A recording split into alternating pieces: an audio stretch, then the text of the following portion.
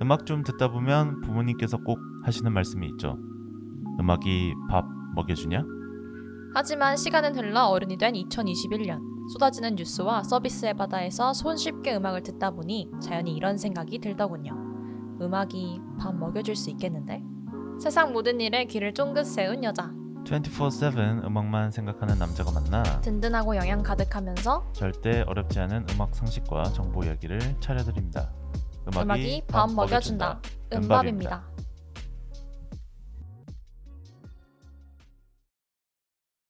안녕하세요. 24/7 음악만 생각하는 남자 로제입니다. 안녕하세요, 스님입니다. 네, 스님 잘 지내셨죠? 그럼요. 네, 저 항상 이게 새해가 되니까 건강과 안부 인사를 묻게 되는 습관이 생긴 것 같아요. 어제 정월대보름이었는데 드셨어요? 뭐죠? 아, 네, 뭐 술을 많이 먹어가지고. 저도요. 네, 역시. 근데 술도 사실 곡물로 만든 거기 때문에. 그럼요. 부럼 깨기를 액체 스타일로 했다.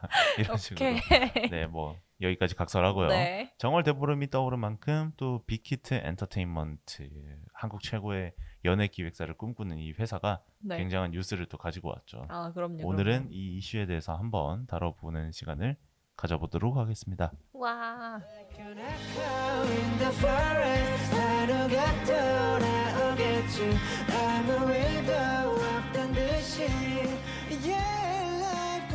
스님 혹시 이번 주에 BTS의 콘서트 혹시 보신 거 있으신가요? 안 봤죠? 안 보셨군요. 네.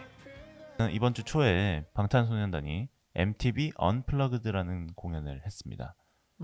네, 이 MTV 언플러그드가 굉장히 음악 역사적으로 굉장히 중요한 컨텐츠 중 하나예요. 머라이어 캐리, 에릭 클랩튼, 너바나, 앨리스 인 체인스, 브라이언 아담스 같은 유명한 팝스타들이 대거 출연한 방송이거든요. 이 방송에 처음 출연한 한국 가수가 됐어요. BTS가. 그래서 뭐 BTS는 이미 글로벌 팝스타지만 그쵸. 이번 주에 나온 뉴스는 또 그것과는 전혀 궤가 다른 엄청난 큰 뉴스가 하나 있었죠. 그렇죠. 미국 내의 유니버셜 뮤직 그룹과 파트너십을 강화한다고 밝혔습니다. 아, 네. 유니버설 뮤직그룹. 세계 3대 뮤직그룹이 있죠. 소니, 워너, 그리고 유니버설인데 이 유니버설의 규모가 제일 크거든요. 장난 아니죠. 네, 유니버설 소속 가수만 해도 정말 한 트럭을 댈 수 있을 정도로 정말 대단한 회사인데 이 회사가 빅히트 엔터테인먼트와 콜라보레이션을 진행한다고 합니다. 맞습니다. 이 발표하면서 미국 시장에서 최초로 선보일 K-팝 보이그룹 데뷔 프로젝트를 공개했어요. 아, 네. 그러니까 보이그룹을 만든다는 거죠. 그렇죠. 이제 방탄소년단을 키운 빅히트와 유니버셜 뮤직그룹의 주력 레이블인 개펜 레코드가 합작 레이블을 설립해서 여기서 아이돌을 만든다는 거죠. 아, 네. 게펜 레코드도 굉장히 유명한 레코드거든요. 이 레코드가 존 레논의 마지막 앨범 더블 판타지를 첫 앨범으로 발표한 굉장히 역사가 깊은 회사인데 이 회사가 유니버설 산하에 있는 레이블이에요. 그래서 이 레이블에서 직접 음악도 만들고 홍보도 하겠다. 대신 빅히트 엔터테인먼트는 아이돌 트레이닝, 그렇죠. 그리고 아이돌 선발, 그리고 위버스라는 자체 플랫폼이 있죠. 이것도 나중에 자세하게 설명을 드릴 건데 이 부분을 통해서 아티스트를 전 세계 글로벌적으로 홍보하고 가교를 놓는 역할을 맡기겠다. 이런 이야기죠. 맞습니다. 저는 이 기사를 보면서 JYP의 니주가 떠오르기도 했고 네. SM의 슈퍼엠이 떠오르기도 했어요. 아, 그렇군요. 약간 빅히트는 그거랑 계열이 좀 다르긴 한데 성공하면 정말 잘 되겠다라는 생각이 들기도 했거든요. 그렇죠. 사실 슈퍼엠과 조금 비교를 해볼 수 있을 것 같은데요. 슈퍼엠은 캐피톨 레코즈와 함께 만든 그룹이거든요. 그런데 캐피톨 레코즈도 유니버설 산하 레이블이에요. 근데 그때 당시는 어떤 특징이 있었냐면 캐피톨 레코드가 제작, 프로듀싱 모두 SM 엔터테인먼트에게 맡겼습니다. 너희가 알아서 만들어라. 우리는 미국 시장에서 홍보를 해주겠다. 이런 개념이었거든요. 쉽게 말해서 외주를 맡긴 거죠. 그죠. K-팝 외주. 그런데 유니버설과 빅히트는 약간 계열이 다른 게 유니버설이 직접 음악 제작하고 미국 방송국들과 협의해서 방송 프로그램을 만들겠다라는 거죠. 대신에 빅히트는 K-팝 트레이닝, 그러니까 아이돌 연습생들 이런 식으로 보컬 트레이닝, 댄스 트레이닝 있죠. 이런 것들과 플랫폼, 그 위버스라는 플랫폼을 통해서 네, 티켓 판매 아니면 앨범 머천다이즈 판매 이런 식으로 역할을 확실하게 구분을 지은 거기 때문에 전에는 외주였고 이번에는 내가 같이 하겠다. 그냥 같이 일을 하는 거죠. 그러니까 진짜 위버스 얘기가 자꾸 나오니까 위버스를 좀 설명을 드려야 할 것 같은데 쉽게 말하면 비슷한 걸로는 그 NC가 만든 유니버스가 네, 있는데 유니버스. 유니버스보다 이 위버스가 덩치가 더 커진 게 네이버 브이라이브가 일로 갔잖아요. 네네네. 브이라이브가 어떻게 보면 아티스트들과 팬들 사이에 엄청난 실시간 소통 플랫폼이었는데 네네. 이게 위버스로 가면서 MD도 팔고 소통도 되고 진짜 다 되는 하나의 거대한 플랫폼이 된 것 같아요. 처음에 위버스가 나왔을 때 역할은 BTS의 앨범 그리고 BTS의 티켓 이런 것들을 팔기 위해서 만들어진 플랫폼이거든요. 거기서 이제 아티스트가 직접 팬들에게 메시지도 남기고 소통도 할 수 있고 이런 식으로 구성이 되어 있는데요. 이게 빅히트 엔터테인먼트가 점점 규모를 키워나가면서 소속 아티스트들이 굉장히 많아졌어요. 여자친구도 있고 걸그룹, 네, 세븐틴 이거는 하고 투모로우바이투게더, 네, 엔하이픈 이렇게 엄청 많고 앨범 판매량이 1322만 장. 와 그래서 앨범 부분 매출만 해도 3,200억 원이 넘어요. 3,200억 원 대단하네요 진짜. 그래서 뭐 빅히트 산하의 빌리프랩, 소스뮤직, 플레디스, 지코가 있는 KOZ? KOG 엔터테인먼트. 네, 여기까지 5개가 네. 있다 보니까 이제는 빅히트 자체도 덩치가 커졌는데 위버스에서 커버하는 팬들의 네. 숫자도 엄청나게 커진 거죠. 일단 첫 번째는 빅히트 엔터테인먼트에 먼저 네이버가 투자를 했다. 네, 투자를 했습니다. 4천억 원 단위의 투자를 했고요. 음. 이 빅히트 엔터테인먼트가 위버스라는 플랫폼을 계속 운영하고 있다고 그렇죠. 말씀을 드렸는데 이 위버스를 운영하는 주체 회사가 또 따로 있어요. BNX라고. 이게 빅히트 회사고요. BNX에 네이버가 4천억 원 상당의 투자를 했습니다. 그리고 브이라이브 저거를 위버스가 할 수 있게 된 거죠. 그러니까 네, 위버스를 키면 이제 브이라이브까지 볼 수 있는 거지. 그렇죠. 그러니까 이름이 바뀔 수도 있겠죠. 맞아요. 아무튼 그 브이라이브는 영상 기반의 프로모션이나 다양한 행사가 이루어지는 네. 플랫폼이고요. 이 플랫폼을 빅히트 엔터테인먼트가 가질 수 있게 된 거죠. 그렇죠. 그리고 두 번째, 빅히트가 YG 엔터테인먼트에 700억 원 상당의 투자를 했습니다. 왜죠? 이 700억 원 상당의 투자를 하면서 YG 플러스, 그러니까 엔터테인먼트에 직접 투자를 한 게 아니고 YG 엔터테인먼트의 자회사인 YG 플러스라는 회사가 있습니다. YG 플러스는 이제 음원 유통. 네, 음원 유통, 또 머천다이즈 제작 이런 이런 것들을 도맡아서 하는 회사예요. 이 회사에 700억 원을 투자를 하면서 이제 다양하게 콜라보레이션을 할 수 있게 된 거죠. 예를 들면 빅히트 엔터테인먼트의 아티스트들이 예를 들면 BTS는 지금 드리머스라는 회사에서 네네. 음원 유통을 하고 있는데 네. YG 플러스에서 이제 유통을 할 수 있는 거고요. 그리고 YG 플러스에 있는 머천다이즈 활용 제작 기술을 사용할 수 있는 거고, 그리고 세 번째로는 위버스, 앞서 말씀드렸던 그 플랫폼에 YG 엔터테인먼트 소속 가수들이 합류를 할 수 있게 되는 거죠. 그렇죠. 이제는 위버스에서 뭐 블랙핑크, 아이콘, 위너 같은 가수들을 볼 수 있는 거고 브이라이브 서비스도 계속해서 즐길 수 있는 것이죠, 팬들은. 네, 그리고 그 다음에 또 이게 엄청 복잡하죠.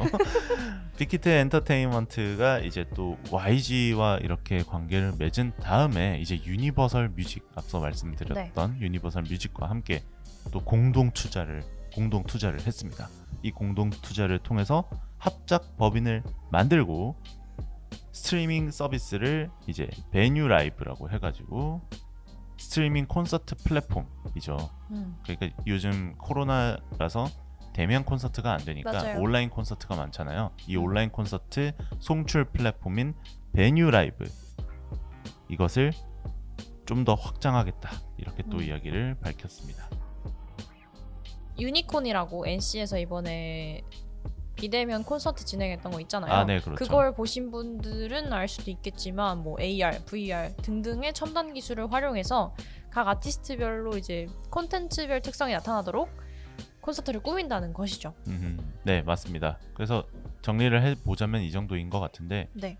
이게 굉장히 헷갈리는 개념이에요. 유니버설이 이날 빅히트 엔터테인먼트와 함께 같이 발표한 유튜브 영상이 있습니다. 네네. 이 영상을 보시면은 크게 세 가지를 이야기를 했어요. 이것도 압축해서 말씀드릴 건데, 첫 번째는 우리가 계속 이야기하고 있는 K-팝 보이 그룹을 만들겠다. 이것이 게펜 레코즈와 합작해서 빅히트가 레이블을 새로 만들고 여기 소속으로 활동을 하게 될 것이다 라는 얘기가 첫 번째. 네. 그리고 두 번째는 위버스 플랫폼에 유니버설 아티스트들이 대거 합류할 것이다. 이미 합류한 아티스트들이 몇 있습니다. 영블러드. 아 진짜요? 영블러드도 있고요. 그리고 그레이시 에이브럼스라는 가수가 있는데 그레이시 에이브럼스 아버지가 영화 감독인 J.J. 에이브럼스예요. 아. 네. 그리고 뉴호프 클럽, 뉴호프 클럽이라고 보이 밴드가 있죠. 이 보이 밴드도 이미 위버스에 들어와 있습니다. 가능하게 그려볼 수 있는 미래로는 레이디 가가가 위버스에 들어올 수도 있는 거고, 테일러 스위프트가 위버스에서 V 라이브, 이제 V 라이브라는 명칭은 없어진다고 하네요. 이제 위버스 컴퍼니라고 하는데 이 여기서 팬들에게 하이 팬스 뭐 이런 식으로 할 수도 있을 그러네요. 거고. 네. 마지막 세 번째는 뭐예요? 이제 세 번째는 이제 빅히트 엔터테인먼트와 유니버설이 앞으로도 계속 공조를 해서 여러 가지로 더 협업하겠다. 다양한 협업을 하겠다 이런 식으로 이야기를 했습니다. 확실히 빅히트가 글로벌 아이돌에 대한 열망이 되게 크다는 걸 느꼈던 것 같아요. 네. 이 쭉쭉쭉쭉 인수 과정을 지켜봤을 때 초반에 뭐 엔터사들 합쳤던 것도 그렇고 네이버랑 합쳤던 것도 그렇고 YG 그다음에 유니버셜까지 뭔가 진짜 글로벌 제작사? 네. 그 열망을 키워가고 있는 것이 아닌가 생각이 듭니다. 사실 이게 빅히트 엔터테인먼트가 어떻게 보면은 포스트 BTS를 대비하고 있다고 볼 수도 있을 거예요. BTS가 지금은 엄청난 인기, 그리고 그쵸. 이 인기가 제가 봤을 때는 계속 이어지지 않을까 생각이 드는데, 그렇다고 해서 원맨 기획사가 되면 안 되잖아요. 그쵸. 근데 지금 근데 그렇게 되고 그래서 이제 그거를 막기 위해서 사업 다각화를 하는 거죠. 글로벌 보이밴드도 만들고, 그리고 소속 아티스트들을 글로벌 시장에 알리기도 하면서 글로벌 아티스트들은 또 한국 시장에 진출을 할 수 있는 맞아요. 굉장히 좋은 기회. 이게 군대 문제 때문에 제가 볼 때는 엄청나게 서두르고 있는 게 아닌가라는 생각이 그렇죠. 들었습니다. 네, 사실 근데 이게 영리한 포지션인 것 같아요. 그렇죠. 이렇게 해야 돼요. 그리고 이렇게 돈을 투자하는 회사 자체가, 예전에는 이제 음악 시장을 글로벌 진출한다 하면 정말 단순하게 그냥 미국 차트에 올라가서 맞아요. 성공해야 돼. 이게 아주 그냥 한국 음악 시장의 고질적인 그냥 관념이었는데, 초기 원더걸스 네. 미국 데뷔했을 때랑 비슷하죠. 그렇죠. 그래서 지금도 아직까지 뭐 빌보드 차트에서 무조건 1등을 하고, 뭐 물론 그것도 중요하고 대단하지만 그 저변에 어떤 식으로 실질적으로 콜라보레이션을 할 것인가, 이런 것들도 중요하다고 생각을 하거든요. 맞습니다. 그래서 빅히트 엔터테인먼트가 지난해에 지금 매출을 봤는데 깜짝 놀랐어요. 무슨 매출이 7,960억 3억 원, 영업이익은 1,424억 원. 이게 코로나인데도 불구하고 전년 대비 매출이 36%나 증가한 수치라고 합니다. 그래서 공연 매출, 사실 작년에 공연이 없었잖아요. 그렇죠. 그 BTS의 저는 온라인 콘서트를 실제로 봤는데 네네. 퀄리티 참 좋고 대단하지만 사람들이 그렇게 많이 봤는데도 공연 매출이 줄었다. 좀 충격적인 뉴스였습니다. 하지만 공식 상품이나 라이센싱, 콘텐츠 이런 것들이 상대적으로 굉장히 많은 성장을 이뤘다. 이런 것들이 굉장히 중요한 것 같아요.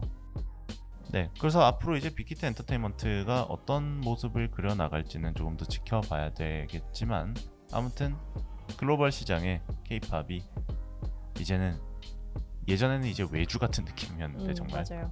이제는 그냥 당당한 파트너, 한국에 있는 뭐 어떤 회사와 파트너십 이런 식으로 발전을 했다는 게 상당히 좀 고무적인 일인 것 같습니다. 되게 잘 됐으면 좋겠어요. 네, 잘 됐어요. 잘 돼야 이제 또 국위선양. 그 투비 컨티뉴가 있을 테니까. 네, 그렇죠. 아무튼 많은 아티스트들이 이제 미국 시장, 해외 시장에서 더 많은 성공을 거두길 바라고, 바랍니다.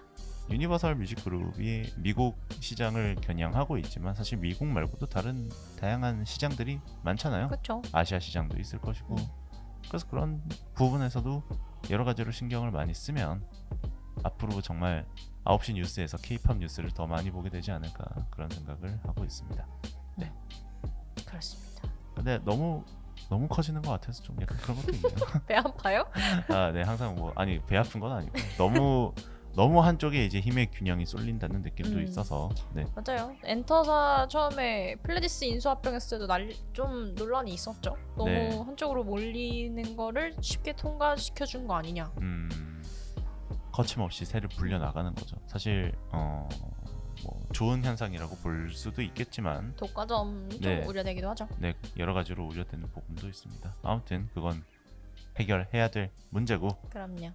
아무튼 오늘 빅히트와 유니버설의 합작 그리고 빅히트 엔터테인먼트의 거침없는 확장에 대해서 한번 이야기를 나눠봤습니다. 좀 복잡한 개념이 많은 것 같은데 이런 것들을 정리해서 보여드릴 수 있는 플랫폼이 있으면 저희가 또 제공을 드리도록 하겠습니다. 예. 네, 오늘 함께 해주셔서 감사합니다, 스님.